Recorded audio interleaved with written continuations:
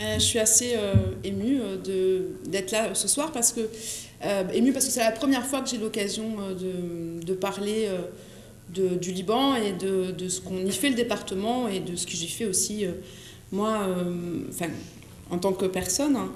Et je suis un peu impressionnée parce que parler de Zlaata sous l'œil de Djabo Dwahi, c'est pas tout à fait évident. Donc je vous préviens tout de suite, j'aurai une version absolument subjective du Liban, absolument pas historique, ni scientifique, ni vraie. Ce sera ma version à moi, émotionnelle, très émotionnelle, et ce sera ma perception, voilà. Émaillée de faits assez objectifs quand je parlerai des coopérations concrètes qu'on y mène. Et en fait, je me suis un peu adaptée en écoutant les différents intervenants avant moi cet après-midi. J'ai adapté un peu la façon dont je voulais vous raconter les coopérations entre l'Aude et le Liban. Donc, il y avait un PowerPoint, comme vous savez, et bon, non, il n'y aura pas de PowerPoint. J'ai juste laissé les quelques images, parce que ça me paraissait aussi important qu'il y ait des visuels pour illustrer un peu ce que je vais dire. Et puis donc je vous expliquerai les coopérations. Mais du coup, avant de commencer de vous raconter ça, je voulais faire une introduction justement qui, un peu dans le prolongement des témoignages précédents, parle de ce rapport quand Dominique dit amoureuse du Liban. Je pense qu'on peut dire ça. Voilà, c'est une histoire passionnelle en tout cas, qui est venue de ma première visite au Liban en 2007. 2007, je traverse la Méditerranée avec un groupe de 5 amis, dont un franco-libanais qui s'appelait Asaf. Donc c'est pas de Zlaata. Asaf, c'est Beyrouth. Et voilà, donc pendant 10 jours, on a vécu, il nous a fait découvrir ce pays. Et pour moi, ça a été une sorte de choc parce que j'avais des images sur le Liban, j'avais peut-être des a priori, en tout cas des choses qui venaient sans doute ou de mes études ou de la perception que je pouvais en entendre. Et puis ça a été une rencontre comme si j'avais traversé la Méditerranée pour qu'on me raconte quelque part mon histoire. Pourtant, je suis née à Châteauroux, donc c'est le centre de la France. Je n'ai absolument pas de racines libanaises. J'ai quelques racines anciennes séfarades, mais très, très, très, très lointaines. Mais donc vraiment, Châteauroux, centre de la France, je n'ai pas trop bougé de France. Et là, j'ai découvert un pays. J'ai découvert que parler arabe, ça ne veut pas dire forcément être musulman. J'ai découvert des rites dans des églises chrétiennes avec la langue c'est proche de l'araméen. J'ai découvert un mélange entre effectivement des confessions, les chiites, les sunnites, les chrétiens maronites les plus nombreux, mais aussi les orthodoxes, les druzes, et voilà, je crois qu'il y a 62, 63 diverses confessions au Liban. J'ai découvert un pays, moi, française, avec la République, la laïcité, ces grands principes-là. J'ai découvert une démocratie confessionnelle, et c'est compliqué au départ de comprendre ça quand on est français. C'est-à-dire le président de la République est forcément chrétien maronite, le président de l'Assemblée nationale, il est forcément chiite, et le Premier ministre, il est forcément sunnite. Et ça fait partie des accords de la Constitution. Et alors ça peut choquer, et en même temps, je pense que c'est aujourd'hui une des raisons pour lesquelles le Liban reste et arrive encore à résister à peut-être un éclatement que certains voudraient. J'ai découvert un pays ouvert, où on parle politique, où on parle dans la même phrase arabe, français et anglais. Voilà. Et puis, venant du bassin de la Méditerranée, de l'Aude, j'ai découvert aussi un territoire qui racontait l'histoire aussi de l'Aude, quoi. Le vin, les Phéniciens, le commerce, ces références-là de civilisation. Voilà, ça c'était ma première approche du Liban, avec en plus des rencontres humaines extrêmement riches, très fortes, des histoires très fortes, qui étaient encore empreintes en 2007 par la guerre qui n'était pas encore si loin que ça. Et effectivement, ce qui m'a beaucoup impressionné, c'est que dans un même repas, autour de la table, il pouvait y avoir, dans une même famille, des chrétiens, certains phalangistes et d'autres qui étaient chrétiens modérés. Donc, donc, pendant la guerre, ils n'avaient pas été forcément du même côté, et ils étaient quand même là autour de la table, et chacun portait cette histoire-là, et en même temps, on partageait le repas, et on sentait bien quelquefois qu'il y avait des pesanteurs, des choses. Et j'ai rencontré ça dans le Liban aussi, cette capacité à parler politique, mais au sens... pas politicien comme on l'entend chez nous en France. Voilà, faut oublier tous nos repères, en fait, quand on va dans ce pays-là. Bref, donc ça a été vraiment cette approche émotionnelle et très forte en 2007. Et puis, en 2012, je n'étais pas élue, hein, j'étais au cabinet du président du département. La décision de se lancer dans la coopération décentralisée, la coopération décentralisée, c'est des relations entre des autorités locales, donc ça peut être un département et un autre département si ça existe, ou une commune, un département, commune, en tout cas avec des territoires qui ont des élus locaux, quelle que soit la façon dont on s'est élu, on ne va pas rentrer dans les détails. Et c'est des échanges d'expériences, d'expertise sur des thématiques qui peuvent être très diverses en fonction des réalités de chacun des territoires. L'idée étant de trouver des intérêts mutuels à coopérer, c'est-à-dire qu'en 2012, on s'est lancé dans le département de l'Aude, la commande du président du département, André Viola, à moi qui étais collaboratrice au sein de son cabinet, c'est il faut qu'on développe de l'action internationale, mais attention, avec une certaine façon de le faire. Et c'est là où on s'est vraiment positionné sur cette question d'intérêt mutuel, c'est-à-dire rompre avec cette vision du Nord qui doit absolument aider un Sud qui serait inférieur, voilà, qui était un peu la base de la coopération voilà, issue de la décolonisation, etc. Aujourd'hui, on est vraiment dans cette recherche de qu'est-ce qui peut faire en sorte qu'on a des intérêts à échanger et à coopérer. Vous allez voir que dans les coopérations qu'on mène, à chaque fois, c'est relié à des actions ou à des problématiques qu'on rencontre dans l'autre. Voilà, et en 2012, on commence la première coopération, une opportunité comme ça, et moi je dis, oh là là, le Liban. Et c'était pour moi, ça m'a parlé tout de suite, parce que j'ai dit, bon, j'avais pas cherché ça forcément, et j'ai dit, bon, super, on s'y lance, quoi. Et la première coopération, ça a été avec Zrarta Hayden, voilà. Et ce territoire, et le maire de l'époque s'appelait Toufik Mouawad. C'est le plus jeune maire du Liban, c'était un homme vraiment brillant, il était trader à la City, et puis un jour il a eu un cas de conscience, et il s'est dit, mais il faut que je rentre au Liban pour faire autre chose et pour aider mon pays différemment. Donc il avait une démarche assez intéressante de ce point de vue-là, et sa mère était française, son père est libanais, donc c'était un franco-libanais. Voilà, et on commence cette coopération avec Zrarta. La commande de Toufik, c'était d'accompagner Zrarta à élaborer un projet stratégique de développement local. Son constat, c'était, voilà, je suis maire d'une municipalité. Je peux potentiellement changer, le conseil municipal peut potentiellement changer, etc. D'une part. D'autre part, il y a comment on commence, par quoi on commence, quelles priorités on met en place. Il y a tellement à faire dans cette ville. C'est pas un village, c'est quand même une ville. C'est une ville qui a... on ne sait pas très bien parce qu'il n'y a pas de recensement démographique depuis très longtemps au Liban. Mais justement pour ne pas trop déstabiliser l'équilibre entre les différentes communautés, chiites, sunnites, chrétiens, maronites. Voilà, donc comment est-ce qu'on peut essayer de mettre un peu de cohérence dans ce qu'il y a à faire, et puis de voir comment est-ce qu'on peut agir de façon pragmatique et cohérente, et avec un peu une vision, en disant, bah, voilà, dans 5 ans on aimerait être là, donc d'ici 5 ans il faut faire ci, il faut faire ça, etc.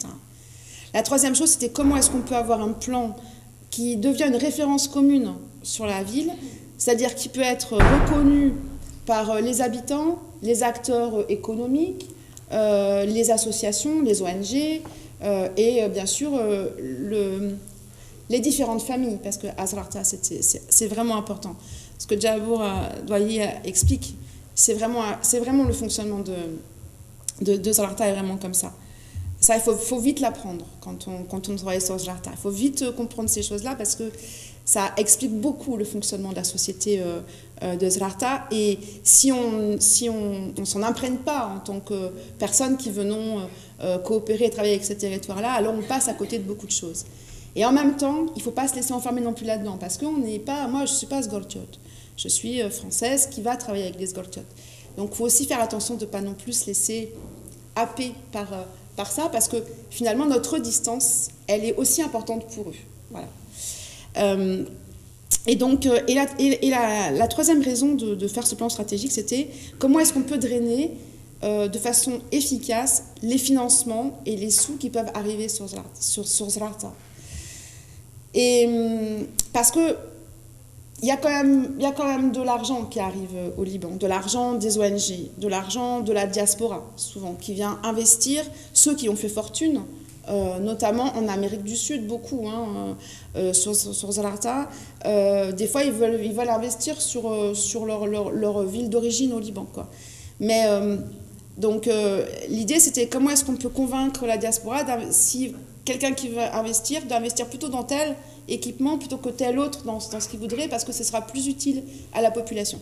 Voilà, et on a commencé à travailler comme ça, en essayant de faire ce projet de façon un peu participative et ouverte. On a fait des réunions d'acteurs, on a rencontré beaucoup de personnes de tous les secteurs, et on a abouti à un plan stratégique, et en même temps à former Josiane Kandalaft, qui est une jeune fille qui était au sein de la municipalité à Zrarta, que Toufik avait repéré comme étant en capacité de devenir un agent de développement local, c'est-à-dire quelqu'un qui accompagne ce développement-là.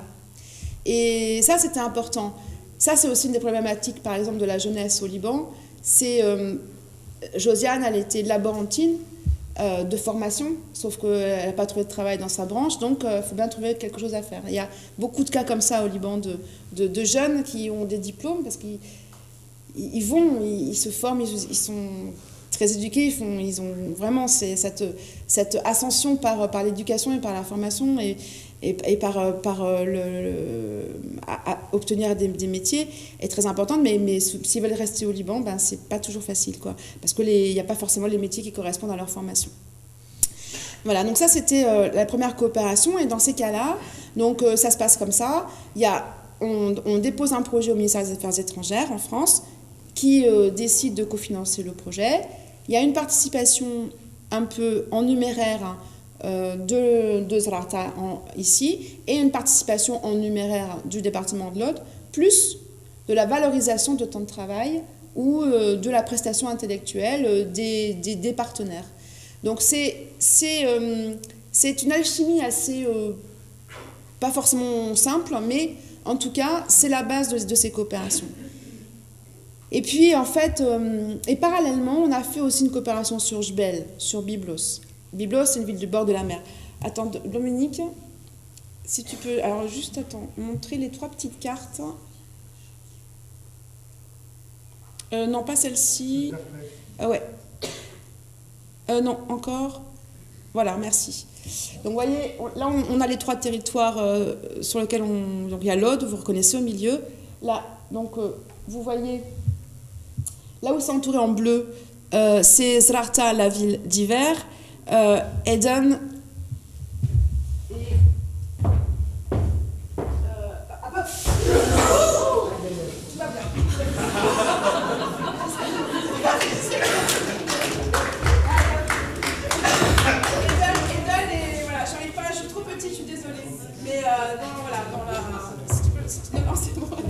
En plus, j'ai détruit le truc, voilà, tout va bien.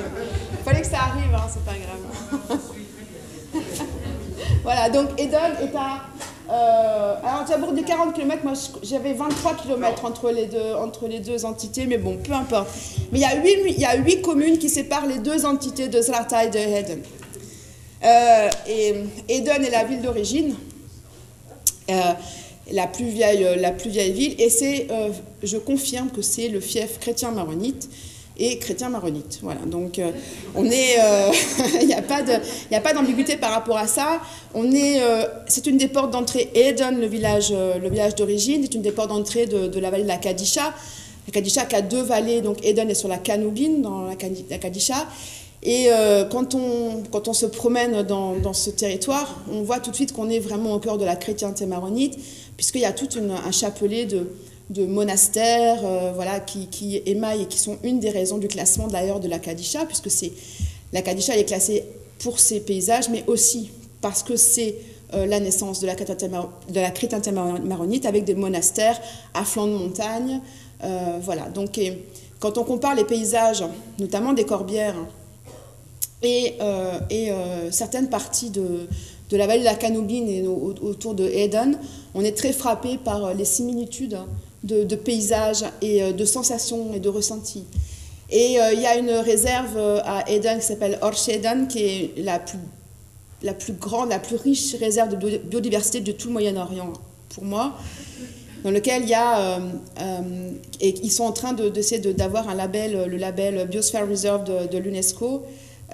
C'est un peu compliqué, mais je pense qu'on va arriver à les accompagner dans cette démarche-là.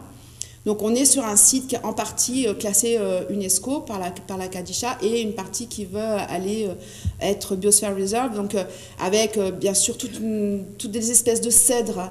C'est pas la grande forêt de cèdres, hein, celle voilà, dont on voit partout, mais il y a beaucoup de cèdres, il y a beaucoup d'espèces qu'on retrouve chez nous aussi.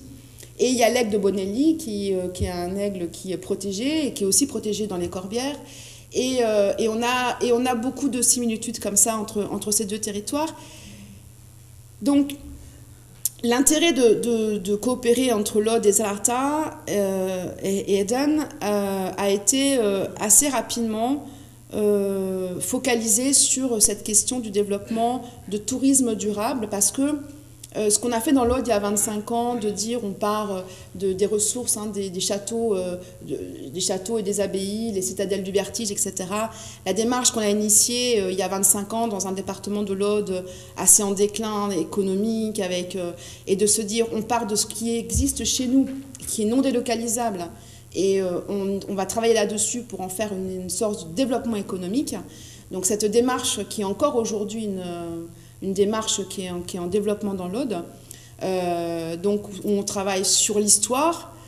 Donc là, c'est le catharisme chez nous, mais à Eden, c'est bien sûr l'histoire de la chrétienté maronite, mais il y a aussi des figures hein, sur ce territoire. Il y a un héros, Karam, qui a une histoire aussi assez vraiment forte et intéressante, qui est liée à la France d'ailleurs, et qui a été... peut-être celui qui a lancé le premier l'idée de la Société des Nations, hein, donc avant même que l'idée existe. Voilà, donc il y a ces correspondances-là. Et puis tout ce qui est aussi la ressource, donc l'histoire, le patrimoine bâti lié à une histoire forte, les paysages, et puis ce qui est de la ressource gastronomique et culinaire, ce qui est d'une certaine façon de savoir-vivre, d'accueil, de convivialité. Parce que les Sgortiot, ils sont effectivement, il y a les familles, effectivement, c'est un monde qui vit vraiment de façon très organisée en interne et qui a la réputation en externe au Liban d'être effectivement de clan, d'avoir, voilà, donc Sfarta a une image très particulière au Liban. Et on s'est dit, ben voilà, il faut travailler aussi là-dessus parce que ça peut être un levier, en tout cas, de développement et de continuer à ça, d'essayer de chercher des sources de développement. Et puis surtout, comment trouver dans un pays comme vous l'avez entendu, comme vous pouvez l'entendre, ou le savoir, dans un pays qui est quand même sous forte pression géopolitique, géostratégique, etc., comment trouver des voies de développement qui ne dépendent pas complètement de ce qui se passe à l'extérieur. Donc là, on travaille sur une première strate, on travaille sur le développement d'un tourisme durable à partir de la ressource locale pour les populations du Liban. Les Beyrouthins, les Tripolitains, les grandes villes, voilà, la diaspora qui revient à Eden, etc. Donc on est dans cette démarche-là. Deuxième strate, c'est la zone géographique. Et la troisième strate, c'est la zone internationale. Mais on ne peut pas faire dépendre... tout développement économique ne doit pas dépendre que de la zone internationale parce que c'est trop aléatoire. Puis derrière, ce n'est pas que du tourisme, etc. C'est une façon d'aborder ce qui fait l'identité de ce territoire. À la fois son histoire, mais aussi les savoir-faire et aussi ce qui les rattache à une sorte de fierté. Et en même temps, comment est-ce qu'on puisse, dans ces savoir-faire-là, qui sont ancestraux, qui sont traditionnels, pour en faire des éléments de modernité et de développement. Donc ça, c'est le projet qu'on est en train de décrire aujourd'hui, sur lequel on va commencer à travailler pour 3 ans. Là, on est en train de le formaliser. Quand on formalise un projet, c'est-à-dire qu'on se met d'accord sur les axes de développement et ce sur quoi on va travailler. Et nous, notre intérêt pour l'Aude, c'est qu'on échange sur nous ce qu'on a fait sur les outils de médiation culturelle, sur un certain nombre de formations de jeunes de la médiation. Donc on va faire ces échanges-là parce qu'en allant travailler sur un territoire comme Salarta, ça nous permet de nous regarder différemment quand on revient dans l'Aude. Ça nous permet aussi d'adapter un certain nombre de démarches. Moi, par exemple, en France, on est très habitué au financement public, aux subventions, à la présence très forte de la puissance publique dans les actions, y compris par exemple sur la marque Pays Qatar ou sur la démarche Pays Qatar. Et quand on est allé commencer à travailler à Salarta, alors le regard, ça a été de nous faire prendre conscience que peut-être il fallait pas peut-être, parce que du coup c'est ce qu'on est vraiment en train de faire, progressivement laisser aussi les privés travailler sur un modèle économique qui permette d'être indépendant des subventions publiques et qui permette d'être dans une démarche plus de business et d'économie. Ça, c'est aussi des choses qu'on a rapportées dans cette coopération-là. Voilà. Et Salarta, c'est un territoire particulier parce qu'au-delà de toute cette coopération, un peu que je vous ai raconté sur la thématique et sur comment ça se passe, il y a eu des histoires humaines. Et je pense que ça, c'est une valeur ajoutée qu'on n'a pas forcément sur les autres coopérations. À Jbel, ça se passe très bien. Hein. Il y a aussi beaucoup d'amitié, il y a aussi beaucoup de reconnaissance. De toute façon, une coopération sans respect, sans lien humain et sans moment humain, ça ne marche pas. Mon ça reste trop... il y en a qui le font, ceci dit. Bon. Mais ça reste un peu froid, ça reste professionnel, mais un peu hygiénique de temps en temps. Bon, il faut quand même qu'il y ait du lien humain. Mais Salarta, c'est particulier, d'une part parce qu'il y avait Toufik Mawad, avec qui il y a eu une histoire d'amitié extrêmement forte et d'entraide. On a fait un binôme ensemble qui a été assez hors du commun, je pense, en termes de rencontres, d'alchimie des cerveaux, je pense. Et on s'est beaucoup entraidé sur les conseils, lui, sur sa carrière politique, sur ses aspirations, sur ses doutes en tant qu'élu. Moi, j'étais une sorte de retrouver une sorte de collaboration de ce conseil-là. Et lui, parallèlement, me donnait un conseil. Et la dernière fois qu'on s'est vu, peu de temps avant qu'il se tue dans un accident de voiture, il m'avait convaincu de franchir le cap politique et de devenir élu. Voilà. Ce que je suis aujourd'hui, puisque je suis vice-présidente du département de l'Aude et je suis en charge notamment de ces actions internationales, et donc ça me permet de continuer cette action maintenant en tant qu'élu. Et j'avoue que c'est aussi très réjouissant de pouvoir l'aborder sous un autre angle et de pouvoir du coup continuer à m'investir sur le territoire particulièrement de Salarta. Puisque c'est une promesse et j'ai un attachement assez profond à ce petit bout de terre. Et en plus, tous ceux qui ont eu l'occasion d'aller dans ce territoire en reviennent de toute façon transformés. Et puis derrière, ça nous apprend aussi des choses sur nous. Et puis il y a un intérêt d'être, entre guillemets, adopté par les Sgortos, c'est que vous pouvez aller n'importe où au Liban. On m'a toujours dit... Quoi qu'il t'arrive au Liban, tu te dis, je suis de Salarta, et personne ne te touchera et t'arrivera rien. Et ma foi, je dois dire que c'est pas faux du tout.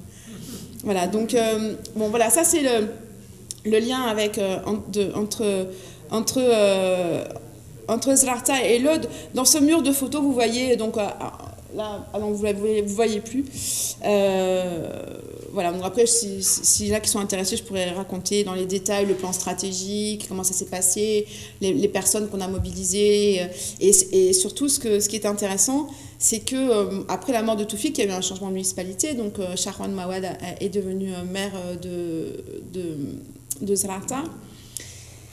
Et on a continué bien sûr le lien et il a repris en fait le travail à sa façon. Et puis Charwan a eu, je pense, l'intelligence de se constituer à côté de la municipalité à, je sais pas comment on peut l'appeler, une sorte de comité d'experts ou de bureau d'expertise qui réunit des personnes qui bénévolement, pour certains, d'autres qui ont été recrutés par la municipalité, des architectes ou des ingénieurs, voilà, et qui du coup ont accompagné la municipalité pour aller plus loin par rapport au premier plan stratégique qui avait été fait. Et ils ont bâti leur propre, du coup un plan stratégique adapté avec vraiment assez... oui, assez précis et avec leur vision à eux. Donc ça, c'était vraiment aussi une étape importante, c'est-à-dire l'appropriation et la continuité. Et il y a eu l'été dernier un grand dîner à Zrarta où Charwan a présenté ce plan stratégique et il y a eu une sorte d'adhésion, en fait, de compréhension et d'adhésion sur l'intérêt d'avoir un plan stratégique pour Zrarta. Et je pense que du coup, c'est une valeur, c'est quelque chose de très important. Et puis du coup, c'est constitué aussi une équipe. Donc il y a plus de techniciens et d'élus et de personnalités sensibilisées au fait qu'il faut travailler dans ce sens-là.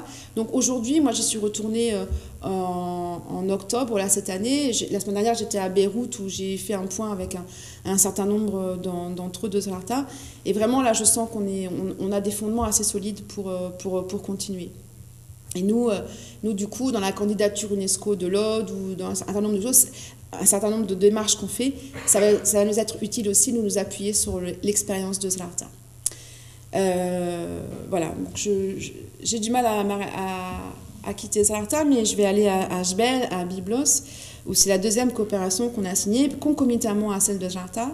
Byblos, c'est une ville côtière, donc je ne vais pas me recasser la figure une deuxième fois, donc je ne bouge plus, Et Byblos, donc c'est... alors attends, c'est ce qu'on peut mettre? On peut mettre les images de Byblos. C'est après ouais, les photos, le mur...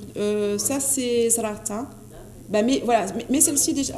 Voilà, c'est quelques images que j'ai mis de Zrarta et de Eden, donc des deux villes en fait, pour vous montrer un peu Bon, je fais ça très très rapidement. Tout à l'heure, en écoutant les conférences, j'ai dit il faut que je monte des photos parce que ce sera plus parlant. Vous voyez, si je bouge, vous allez être mort de peur, mais donc non.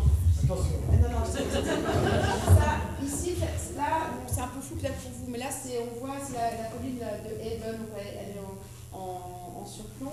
Et puis je crois que j'ai mis une vue de Zrarta. Ici, c'est la ville du bas, donc j'ai plus je pense, du stade de foot. Et on voit les vignes devant, et on voit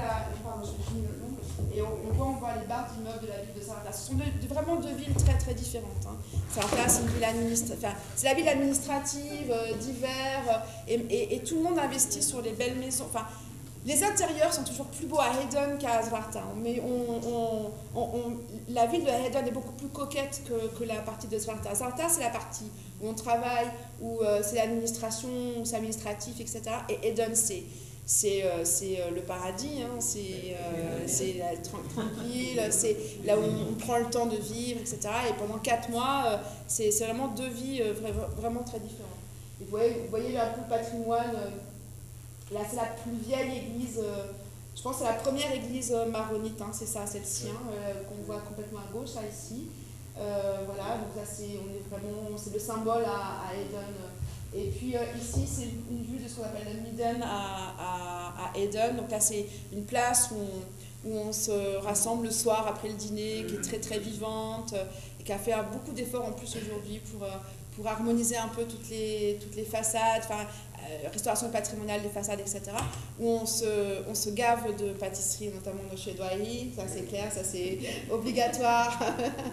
Même après le repas, on va manger des pâtisseries. Donc voilà, ça c'est Eden. Vous voyez la vallée de la Kadisha, une petite, voilà, ici c'est une petite vue. Vallée de la Kadisha, on est là, je pense, j'ai dû prendre ça du ministère de Kosaya, je pense. Oui. Je pense une ville de Kosaya. Et voilà, Kosaya, ça c'est une imprimerie, une première imprimerie avec un livre, un premier livre, un étang, Pnashi, qui est un lieu aussi de détente, et voilà. Donc voilà, ça c'est quelques vues très très partielles de Salata et de Eden, des deux villes. Donc maintenant on met à Byblos. Byblos, c'est une ville du bord de mer. Donc j'ai mis des photos à la fois du site archéologique, parce que Byblos est connu pour sa citadelle. 17 civilisations qui s'empilent sur un même site. Hein. Donc c'est une des premières structures urbaines au monde. C'est pas la première, parce que je crois qu'il y en a une ailleurs qui est considérée comme la première. Mais sur le site de Byblos, on voit vraiment beaucoup de 17 civilisations. Donc c'est un site très très riche. Donc classé patrimoine mondial de l'UNESCO, mais avec des grosses questions de gestion de site. Hein. Le site, il est bien sûr sous gestion du ministère de la Culture du Liban, parce que les municipalités ne sont pas autonomes au Liban, il faut le savoir. Donc quand on part faire de la coopération au Liban, avec notre idée de la décentralisation chez nous, il faut un peu adapter notre façon de faire quand on est au Liban, parce que les municipalités existent, il y a des élections municipales, mais il n'y a absolument pas d'autonomie financière ou d'autonomie de décision. Il y a vraiment une tutelle de l'État sur les collectivités. Donc ça, la décentralisation est en cours progressivement, ils en ont envie, mais je pense qu'il y a d'autres questions avant à régler au Liban, que la décentralisation, ce n'est pas forcément la priorité aujourd'hui, même si quand même, ce qui progresse au Liban, mais d'ailleurs comme dans d'autres parties du territoire, je fais Liban-Tunisie la semaine dernière, ce qui progresse quand même, ce que je constate, c'est l'idée qu'il faut soutenir l'action de proximité qui mobilise les populations, les acteurs économiques, les ONG de façon générale et les autorités locales. Et qu'en partant de cette base-là, alors peut-être on peut inverser un certain nombre de problématiques et de choses, voilà, plutôt que de considérer toujours qu'on est dans des politiques descendantes ou dans des actions descendantes. Voilà. Donc ça progresse beaucoup. Donc Byblos, la première coopération avec Byblos, ça a été sur la structure, sur un plan de développement urbain, en fait. Un plan de développement urbain, alors il faut que je reprenne juste un peu mes notes. C'était un réseau de transport. La problématique de Byblos, hein, c'était faut connaître le territoire, mais c'est très embouteillé, le centre-ville de Byblos, autour de la citadelle et du centre historique. Et ensuite, Byblos, comme vous voyez... de la citadelle, on prend derrière, c'est une ville qui s'urbanise énormément, et il y a une très grosse pression urbaine qui enserre la citadelle, en fait. Et donc, ça fait des conflits de déplacement, etc. Donc, l'aide qu'on a apportée à Byblos, c'était la conception d'un plan de déplacement de transport collectif en étudiant 7 lignes de transport collectif des différentes... partie du Byblos urbaine nouvelle vers le centre-ville.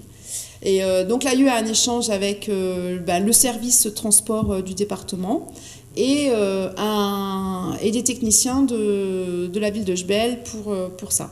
Donc là, c'est pendant 1 an, il y a eu cet accompagnement-là, et puis derrière, également, la simulation sur le mode de fonctionnement.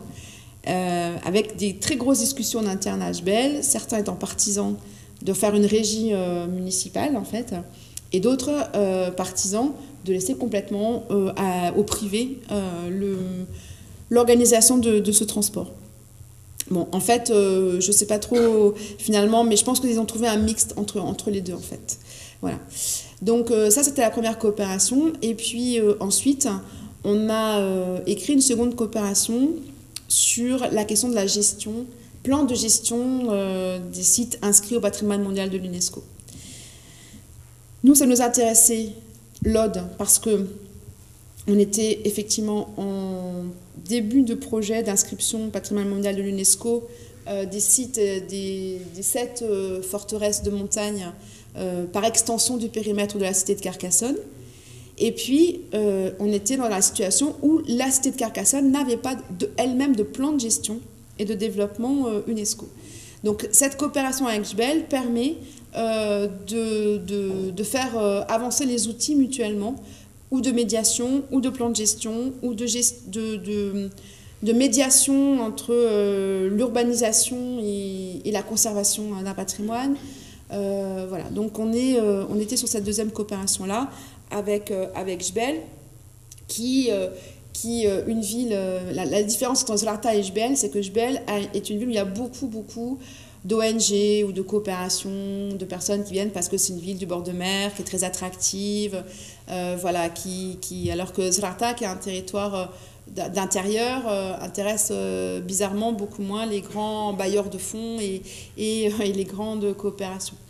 Donc voilà, et puis sur Biblos, on a progressivement aussi, on veut progressivement développer aussi tout ce qui est la médiation numérique et la médiation jeune public. Ça, on est sur cette question-là sur Biblos. Et puis, ben voilà, là on est en cours de rédaction d'un nouveau projet qui lie en fait Biblos, Zlata et l'ODE. Un projet tripartite qui continue toute la démarche autour du patrimoine mondial, de la conservation du tourisme durable et des échanges autour de la gastronomie culinaire, les ressources locales, et notamment sur Zlata, le kébé et le darfié, qui sont vraiment deux caractéristiques très...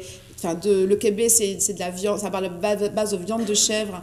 Il y a 7 façons de le préparer, et le darfié, c'est un fromage aussi très typique de Zlata. Donc on est sur des typicités de produits. Et sur Biblos, on n'est pas trop sur l'échange culinaire, on est beaucoup plus sur la médiation jeune public et la promotion touristique, etc. Voilà, donc là on est en cours de rédaction. On va déposer ce dossier au mois de juin auprès du ministère des Affaires étrangères pour essayer d'avoir des fonds. Dans le cadre d'un fonds franco-libanais qui vient d'être installé, c'est-à-dire que l'État libanais et l'État français abondent un fonds pour aider les projets de coopération comme celui qu'on peut déposer. Et parallèlement, on recherche en complément de financement d'autres compléments de financement, soit de l'AFD, l'Agence française de développement, qui est un outil financier de l'action internationale de la France à l'international, mais qui jusqu'à présent finance très peu les actions en milieu rural ou en espace un peu diffus. Donc là, on va essayer de faire un peu évoluer ça et d'avoir ces fonds-là. Et puis aussi des fonds européens de ce qu'on appelle la politique de voisinage, qui sont des fonds qui peuvent être utilisés par des territoires adjacents sur la rive sud de la Méditerranée, même s'ils ne sont pas membres de l'Union européenne. Donc on va essayer d'utiliser ces outils-là pour avoir des financements complémentaires sur les actions. Donc voilà l'état d'avancement et de l'implication de l'ODE avec le Liban, qui a pris encore un pas supplémentaire. Bon, j'étais à Beyrouth la semaine dernière, ça je vous l'ai dit. Hormis que j'ai fêté mes 50 ans chez Varouj à Beyrouth, qui a été une expérience culinaire magnifique. Donc ça, c'était le grand moment de mon voyage. Je ne suis pas allée que pour ça, mais j'en ai profité parce que j'y étais. Et du coup, les amis sont venus de Zlata, de partout, et on s'est bien régalé. Mais j'étais surtout pour travailler avec le bureau technique des villes libanaises, qui est un peu comme l'association des maires de France, si vous voulez, avec en plus, c'est une antenne de ce qu'on appelle la Confédération des pouvoirs locaux unis, qui est une confédération internationale, en gros, pour caricaturer un peu la chose, c'est l'ONU des collectivités locales. Donc c'est un bureau qui est au Liban et qui représente cette organisation au Liban. Et donc, on a un programme de coopération avec le Bureau technique des villes libanaises, donc là, à l'échelle du Liban, où moi, j'y suis en tant qu'élue, mais aussi avec ma casquette de professionnelle du développement local, puisque c'est mon métier d'origine, c'est professionnel du développement local, pour accompagner les municipalités à mettre en place des bureaux de développement local et à former des agents de développement local pour... alors, le téléphone passe en cellier, mais c'est quoi ça? Et donc, ça va... Pardon? C'est libanais, ouais. Et comme la lumière, c'est pas encore éteinte, on n'est pas complètement au Liban. Et ça va bien tomber parce que les élections municipales qui sont en train de se dérouler, ça va commencer là dans la BK le 8 mai, je crois. Et donc l'idée, c'est d'accompagner ces municipalités pour qu'ils mettent en place ces bureaux de développement local, un peu comme ce qui se fait à Zrarta, je vous expliquais, là, le conseil d'experts, pour accompagner les municipalités, les appuyer, pour vraiment mettre en place des projets à partir des ressources locales avec les habitants, avec les acteurs économiques locaux et aussi en canalisant les ONG. Parce qu'au Liban, il y a beaucoup d'ONG qui agissent, mais comme pas qu'au Liban. De manière générale, quand on fait de l'action internationale, on est souvent confronté, quand on fait de la coopération entre collectivités, à l'implication des ONG. Et c'est très bien que les ONG soient présentes parce que voilà, ils font un boulot formidable. Mais quelquefois, elles ne prennent pas du tout la tâche de ce qu'on appelle les autorités locales. Et du coup, quelquefois, ce qui manque, c'est la durabilité des actions ou l'appropriation par les autorités locales ou par les populations d'un certain nombre d'actions d'ONG. On ne peut pas rester constamment dans l'humanitaire, dans l'urgence, dans le ponctuel. Il faut parallèlement travailler sur ce qui va faire qu'un territoire va inverser ou pas la tendance dans laquelle il s'enferme ou pas, quoi. Donc voilà, donc on travaille aussi sur ces questions-là. Donc ça, c'est au niveau d'une coopération qu'on a avec donc, le BTV, ça je vous l'ai dit, le département des Yvelines, le Centre national de la fonction publique territoriale et le département de l'Aude, donc nous sommes partenaires. Donc là, on a commencé ce programme-là qui va durer 3 ans, avec des allers-retours en France, au Liban, de formation et d'accompagnement des élus, d'échange d'expérience et d'expertise. Et de mon retour au Liban, je regarde Christine Cotte qui s'occupe de la cellule Action internationale au département parce qu'elle va apprendre en même temps que vous ce que je rapporte dans mes valises du Liban, donc je pense qu'elle va savoir le travail qu'il va y avoir à faire derrière. Mais il y a 2 autres pistes de coopération que j'ai ramenées de ce séjour. C'est développer des actions autour de la jeunesse et des échanges de jeunes pour justement travailler à faire tomber les a priori, les clichés.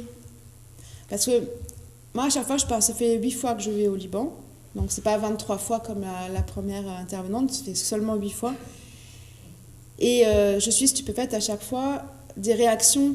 Alors, ceux qui me connaissent maintenant, ça va, ils savent que c'est même plus la peine de me dire « mais c'est dangereux, tu ne vas pas y aller » parce que de toute façon, quand j'y vais.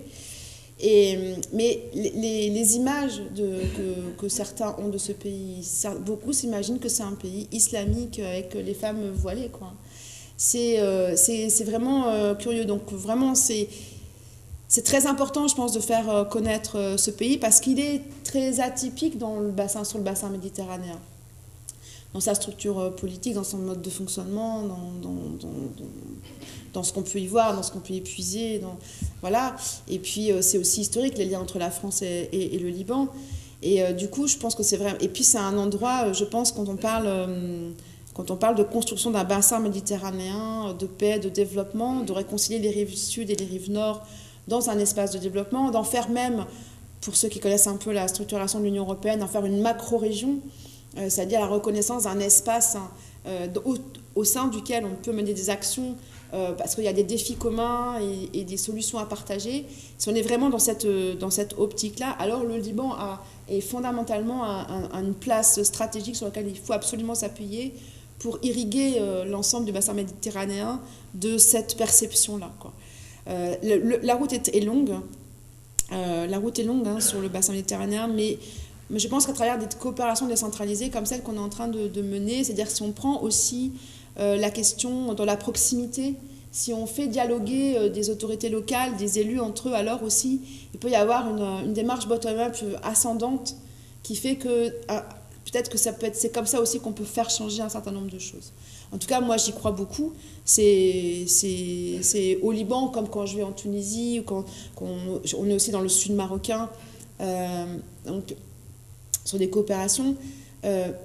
Moi, je crois beaucoup à ces démarches-là et je crois beaucoup dans le fait qu'il ne faut rien lâcher sur cette question de la construction d'un bassin méditerranéen, surtout quand on est sur un département, quand on a une histoire aussi non méditerranéenne, parce qu'il y a vraiment, ça fait sens de travailler là-dessus et d'essayer d'inverser vraiment ce qui est en train de se passer et les drames qu'on est en train de constater en fait sur ce bassin méditerranéen. Donc voilà, et bon, donc au départ, les liens entre l'Aude et le Liban, ça a été une opportunité d'avoir une coopération décentralisée parce qu'il y avait une démarche un peu... Ah merde, pardon, je vous ai oublié de vous dire les deux autres projets. Donc la jeunesse, ça voilà, et le rugby à 13, hein, voilà. Donc pour ceux qui me connaissent, je suis 13iste, hein. Je suis passionnée de rugby à 13 et je suis impliquée dans le 13 et j'ai rencontré pour la première fois en 8 fois, je n'avais jamais eu l'occasion d'y aller, j'ai rencontré donc la fédération de rugby à 13 du Liban. Alors sachez que le rugby à 13 est très joué dans l'hémisphère sud et qu'en fait ce sont les Libanais australiens qui ont monté cette ligue au Liban. Et donc on est en train de cogiter un projet de coopération qui pourrait lier l'Académie des Dragons catalans et le pôle espoir de Paul Sabatier à Carcassonne autour de cette question d'échange entre les coachs, les jeunes, etc. Et moi, c'est pas tellement le 13, hein, mais bon, j'ai pris le prisme du 13 parce que je suis 13iste, mais ce qui m'intéresse en prenant le sport comme clé d'entrée, c'est que quand on prend le sport, le prisme du sport, on touche des populations qui jamais ne seraient venues pour un autre prétexte traverser la Méditerranée. Patrimonial, l'échange de jeunes, la culture, le partage des cultures, etc. Ça intéresse beaucoup de jeunes, mais dans le milieu sportif, on va toucher là une population qui ne serait jamais venue. Et là, je trouve ça assez intéressant, parce que en les emmenant à travers leur sport, et une fois qu'ils seront là-bas au Liban, là, on va travailler sur faire tomber les a priori, faire tomber les barrières, leur faire découvrir autre chose et l'ouverture d'esprit. Et c'est à travers ça qu'on va provoquer, ça j'en suis persuadée, qu'on va provoquer à la fois des émotions et des prises de conscience qui donneront ce que ça donnera, mais en tout cas, on aura semé une petite graine, quoi. Ce sera pour le Liban, pour n'importe quel autre déplacement à l'étranger, quel qu'il soit. J'étais en Tunisie avec un groupe de 6 jeunes au doigt la semaine dernière. Après le Liban, je les ai rejoints dans le sud tunisien. Je peux vous dire qu'il y a des paroles de jeunes après ces séjours qui sont extrêmement, qui donnent du courage, quoi, parce qu'on se dit, on ne fait pas ça pour rien, quoi. Voilà. Quand un jeune qui est né en France, mais d'origine marocaine, dont les parents sont d'origine marocaine, qui dit, après la rencontre du Forum de jeunesse en Méditerranée, en Tunisie, dit « Je viens de comprendre mon identité, non, mes identités ». Et il dit, ce qui m'a fait drôle, c'est que dans ce Forum jeunesse en Méditerranée, on me considérait comme français. Or, moi, en France, je ne me suis jamais définie par rapport à ma nationalité, mais par rapport au pays d'origine de mes parents. Et il est revenu de ce séjour en Tunisie en étant riche de ça. Ça l'a percuté. Voilà, et ben moi je me dis, rien que pour ça, ça vaut le coup de faire ces échanges-là. Donc si je peux, à travers le sport, provoquer aussi ce petit choc et qui va du coup percuter un peu certaines certitudes, ben voilà, c'est une petite pierre, hein, c'est une petite goutte d'eau dans la Méditerranée, mais après tout, hein, c'est une petite goutte d'eau qui peut être utile. Voilà, c'est ça aussi le sens de l'action qu'on mène le département de l'Aude, à la fois animé de conviction par rapport au bassin méditerranéen et sur le fait aussi que la coopération entre élus est très importante, qu'on doit absolument constituer une mondialisation, une autre façon de faire de la mondialisation qui respecte à la fois les identités, mais qui aussi donne une autre façon d'agir ensemble à l'échelle internationale. Voilà, donc c'est un peu ça, tout ce qui motive l'implication de l'autre dans la coopération internationale, avec, pour la coopération avec le Liban, une touche de passion et d'émotion qui n'existe pas dans d'autres coopérations. Mais ça m'est très personnel. C'est en tout cas comme ça que moi je le prends en tant qu'élue maintenant. Et puis maintenant, comme je suis vice-présidente, ben voilà, je peux un peu plus décider directement de le faire. Mais voilà, donc en tout cas, tout ce que j'ai entendu cet après-midi des différentes discussions sur le Liban, ça m'a parlé beaucoup parce que c'est vraiment ça aussi que j'ai ressenti. Et moi, je suis bien contente aujourd'hui de parler au sein de cette manifestation qui est le Banquet du Livre, que je suis depuis quelques années maintenant. Non pas en tant que passionnée de littérature, même si je lis, mais en tant qu'habitante d'un territoire et maintenant élue, persuadée qu'à travers la littérature, à travers cet espace d'éducation populaire qu'offre le Banquet du Livre, de s'enrichir, d'accéder à des savoirs et de le faire simplement. Ça participe aussi à l'émancipation de la pensée et je pense que ça rend libre et donc il ne faut absolument rien lâcher non plus par rapport à ça.